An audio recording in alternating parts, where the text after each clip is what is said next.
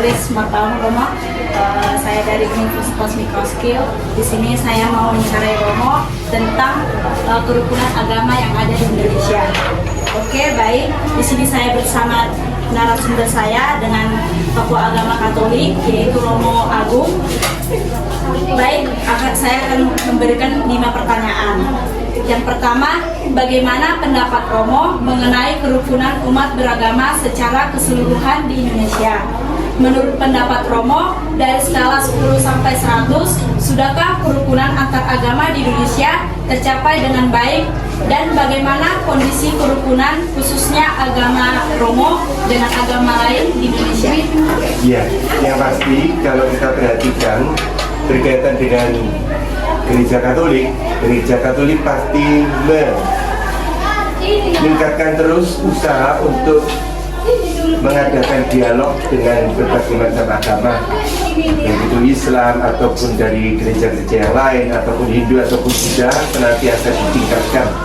Dan itu kalau seandainya kita perhatikan usaha tiap-tiap agama itu tergantung dari sudut pandangnya masing-masing. Jadi kita perhatikan di Indonesia ada banyak beragama, tetapi tiap-tiap agama itu punya sudut pandang masing-masing. Tetapi dari segi agama Katolik pasti kita mengharapkan bahwa kita senantiasa bisa terbuka untuk berdialog dengan siapapun juga. Pertanyaan yang kedua, dalam ajaran agama Romo nih, bagaimanakah kerukunan antar umat beragama diajarkan? Ya, mulai dari kecil kami sudah biasa bahwa ternyata Yesus juga bertemu dengan banyak orang dari berbagai macam agama lain. Maka di sini kita juga bisa melihat bahwa di dalam gereja Katolik kita senantiasa berusaha untuk berdialog dengan agama yang lain. Itu juga misalnya dari kecil, misalnya pada saat orang tua bertemu dengan mereka yang dari agama lain, anak-anak diikutkan, itu kan sebetulnya satu proses pembelajaran di mana pertama orang tuanya menjadi teladan, yang kedua melibatkan anak-anak untuk juga dia berdialog dengan orang lain, dan berikutnya adalah memberikan pemahaman apa itu dialog antar agama, sehingga kita tidak menjadi seperti kata di dalam terkurung. Artinya kita ini betul-betul diharapkan bisa terbuka untuk bertemu dengan orang lain. Pertanyaan ketiga, Romo, bagaimana cara menciptakan suasana kehidupan beragama yang harmonis di lingkungan masyarakat ya Karawen? Iya, kita tahu bahwa ternyata setiap orang punya sudut pandang masing-masing, dan ternyata manusia tidak ada yang sempurna. Maka pada saat manusia yang tidak sempurna itu bertemu dengan yang lain yang ternyata juga tidak sempurna, sebetulnya yang mesti harus disadari pertama-tama adalah bahwa kita harus berani untuk meminta maaf, kita juga harus berani memaafkan. Maka pada saat kita dalam dialog itu juga melibatkan untuk menerima orang lain yang dalam tertentu juga terbatas sama dengan kita, maka itu memungkinkan kerukunan umat beragama itu jadi bagus. Pertanyaan keempat, menurut pendapat Romo, bagaimana seharusnya setiap umat menjaga kerukunan antar agama di dunia ini? Ya, kalau seandainya orang semakin dewasa, orang itu pasti tidak akan melecehkan. Tetapi orang yang semakin dewasa itu adalah orang yang senantiasa mampu menghormati yang lain. Maka pada saat kita mampu menghormati yang lain, maka di situ kerukunan pasti akan terjadi. Oke. Pertanyaan yang kelima, menurut pendapat Romo, bagaimana seharusnya dan peran pemerintah untuk menciptakan kerukunan beragama bagi seluruh warga negara? Iya, pemerintah tentu saja sebenarnya adalah payung. Jadi kita dalam itu tentu kalau seandainya ada di dalam pemerintahan yang memang betul-betul terbuka dan bisa menghormati setiap penduduknya, tentu itu akan jadi sangat luar biasa. Oke, terima kasih, Tuhan memberkati. Ya.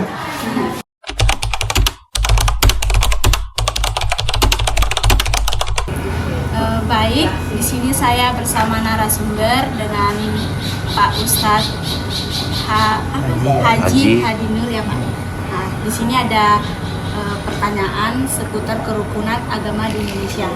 Oke, saya akan bacakan pertanyaan pertama. Bagaimana pendapat Pak Ustadz mengenai kerukunan umat beragama secara keseluruhan di Indonesia? Menurut pendapat Bapak, dari skala 10 sampai 100, Sudahkah kerukunan antar agama di Indonesia tercapai dengan baik dan bagaimana kondisi kerukunan khususnya agama Bapak dengan agama lain di Indonesia? Kalau di Indonesia ini saya belum mencakup tahu, cuman kalau daerah-daerah kampung kami, daerah Pasar 8 perkotaan ini, selama ini nggak ada keributan, nggak ada istilahnya antara perselisih pahaman, ya sama-sama aja dia menjalankan agama yang ya silakan ya kan, kami juga gitu juga, ya nggak ada paksaan gitu. Jadi kayaknya di sini, wilayah sini lah ya Pak ya, nggak baik-baik aja lah gitu. Berarti dari skala 10 sampai 100 berapa ratingnya Bapak? Ya kira-kira ya 100 lah ya Pak ya. Nah, karena di sini nggak ada masalah agama, orang antara suku pun nggak ada di sini. Ya saling-saling baik, tapi untuk di luar itu nggak tahu juga saya ya kan, karena saya kan nggak luas wawasan saya ya kan. Itu kan. Baik Pak, pertanyaan kedua, dalam ajaran agama Bapak, bagaimanakah kerukunan antar umat beragama diajarkan? Kalau kami diajarkan bukan untuk memperdebatkan agama itu di pihak lain. Agama kami ini ya kalau maulah orang itu mengadukan kami silakan, kalau enggak ya nggak ada paksaan, gitu aja. Nggak ada istilahnya harus beragama ini, enggak, silakan aja, yang mana kepercayaan orang itu ya silakan. Kami ya agama kami ya gini ya kami lakukan gitu. Oke, pertanyaan ketiga, bagaimana cara menciptakan suasana kehidupan beragama yang harmonis di lingkungan masyarakat heterogen? Kalau lingkungan heterogen itu kalau saya kurang tahu juga. Cuma kalau di lingkungan daerah sini lah, lingkungan antara desa perkotaan dan desa perkotaan dusun apa ini? Dusun 3 sama dusun 1. Ya kami antara beragama ini saling baik-baik aja. Nggak ada rukun, nah gitulah kalau kami bilang rukun lah ya. Saling menghormati ya. Nggak ada saling menghina, nggak ada saling menghina, nggak ada Baik, di sini saya bersama tokoh agama Islam yaitu dengan Bapak Kasidi ya, Haji Kasidi. Oke, di sini Pak ada pertanyaan nomor 4. Menurut pendapat Bapak, bagaimana seharusnya setiap umat menjaga kerukunan antar agama di dunia ini? Kalau di dunia yang kurang ketahui lah, karena kami nggak bahwasanya betul dibilangkan Pak Haji tadi, karena kurang pengawasan. Jadi kalau memang antara istilahnya antar dusun lah, kami dusun 3 macam Banjar Toba sana, istilahnya dusun 1, kami ya istilahnya baik-baik aja, nggak ada persoalan apa-apa. Rukun aja lah kami. Orang Nasrani ya silakan beribadah. Walaupun ada orang Nasrani mau lebaran di kami pun silakan. Berarti rukun ya Pak? Rukun. Oke, selanjutnya menurut pendapat Bapak nih, bagaimana seharusnya dan peran pemerintah untuk menciptakan kerukunan beragama bagi seluruh warga negara? Kalau untuk peran pemerintah itu sebetulnya terserah kepala desa, tapi itu kebetulan kepala desa sini ya agamanya Islam, itu warga. Jadi kurasa dia lebih tahu lagi masalah kerukunan agama di sini. Nggak ada lah istilahnya selek-selek nggak ada, kami damai-damai aja lah, nggak ada, tetap rukun lah kami. Kalau peran pemerintahnya Pak? Kalau pemerintahannya, kalau pemerintahnya ya seharusnya ya harus rukun lah kami di Indonesia. Jadi apa seharusnya berarti peran pemerintah harus rukun gitu Pak? Jadi Ya. apa tindakan pemerintah gitu? Tindakan pemerintah buktinya tadi malam yang kami tahu kan pas mau tahun baru itu di malam itu kita di TV itu ya kan, semua situ istilahnya dari ketua agama lain seperti juga Nasrani. Nasrani ada dua ya kan, itu Katolik sama Protestan. Jadi Hindu sama Buddha itu pun sama Islam, intinya rukun semua tadi malam. Jadi berarti seluruh dunia harusnya begitulah. Jangan ada perselisih paham. Kalau apapun ya bantu membantu, bahu membahu.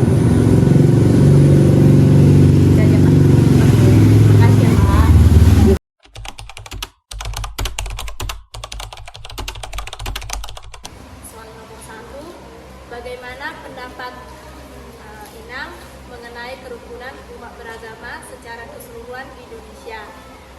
Menurut pendapat Inang, dari skala 0 sampai 100, sudahkah kerukunan antar agama di Indonesia tercapai dengan baik?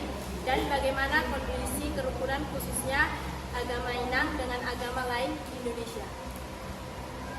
Mengenai kerukunan umat beragama di Indonesia, skalanya 10 sampai 100 masih terbilang minim karena itu belum terjadi kerukunan yang baik antara agama. Kita boleh lihat ketika ibadat terjadi di beberapa tempat, beberapa kota, daerah, mereka dengan sesuka hati menghentikan ibadah kita. Bahkan mereka dengan sesuka hati menutup tempat ibadah kita, khususnya Nasrani. Maka kalau dilihat kerukunan di Indonesia belum mencapai 50%.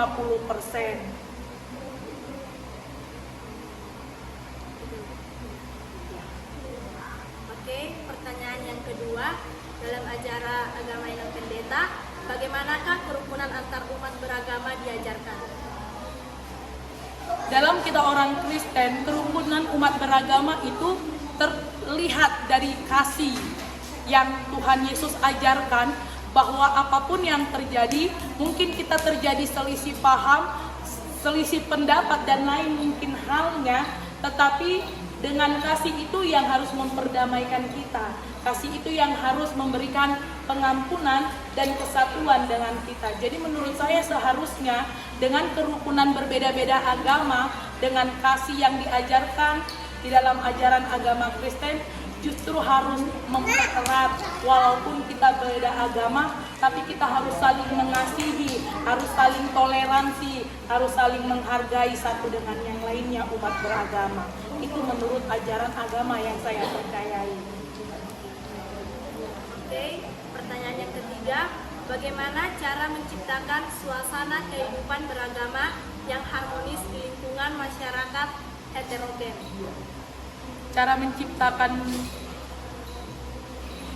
yang lebih baik di tengah-tengah keharmonisan umat beragama itu, ya salah satunya bagaimana kita bisa berbaur satu dengan yang lainnya, bisa boleh menerima pendapat satu dengan yang lainnya, bisa kerjasama misalnya lewat gotong royong, kebersihan-kebersihan lainnya di lingkungan kita bersama, dan bisa saling berdampingan tanpa mengatakan agamaku lebih baik, agamamu lebih baik, tetapi kebaikan lewat agama-agama yang kita punya lah yang harus kita tunjukkan. Terima kasih.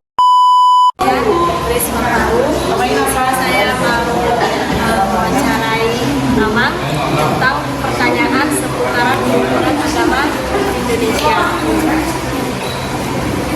Menurut pendapat Amang, bagaimana seharusnya setiap umat menjaga kerukunan antar agama di dunia ini? Jadi menyangkut setiap umat kita menjaga kerukunan agama di dunia ini sebenarnya dari pribadi, dari setiap orang, terutama dalam mengimani akan ajaran agama ini. Karena hal yang paling penting adalah toleransi.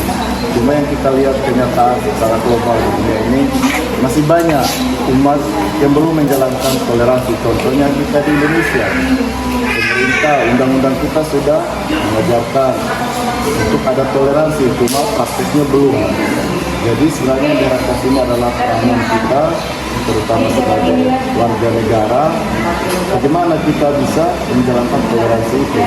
Bahwa pemerintah sudah, tapi di pusat yang bisa berjalan baik, tapi kalau sudah di daerah belum. Jadi sebenarnya ini adalah ketegasan dari pusat, terutama pemimpin di daerah ini, daerah kita ini yang belum. Kita harapkan ke depannya supaya kalau bisa toleransi itu kita saling menghormati, contohnya di acara Natal seperti sekarang, supaya tidak mengganggu kebebasan kita dalam beribadah merayakan Natal. Menurut saya, terima kasih. Menurut pendapat Abang, bagaimana seharusnya dan peran pemerintah untuk menciptakan kerukunan beragama bagi seluruh warga negara? Kalau peran pemerintah itu sebenarnya seharusnya menegakkan peraturan yang sudah ada.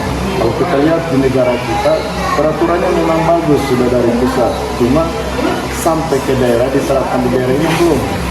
Terlebih pemimpin daerah ini belum bisa melaksanakan peraturan dari pusat. Itu karena mungkin dipengaruhi oleh warga di daerah setempat. Jadi sebenarnya di sini kuncinya, kalau pemimpin daerah itu mau menjalankan toleransi itu dengan baik, gampang. Tapi kalau kita lihat sebagian besar masih dipengaruhi oleh warga setempat. Karena itu harapan kita semua sebenarnya, marilah pemimpin kita ini harus lebih beri contoh yang baik. Untuk itu harapan kita sebagai warga negara, istilah pemimpin harus kita pilih itu adalah orang-orang yang mau menjalankan konstitusi negara kita, supaya ketika dalam beribadah atau setiap warga negara menjalankan ibadahnya tidak diganggu. Kalau diganggu mereka harus memperketat tegas. Tapi sampai sekarang ini memang sudah bagus, tapi masih ada 1-2 pemimpin daerah yang belum mau melaksanakan keputusan, terutama peraturan undang-undang kita dengan baik. Terima kasih.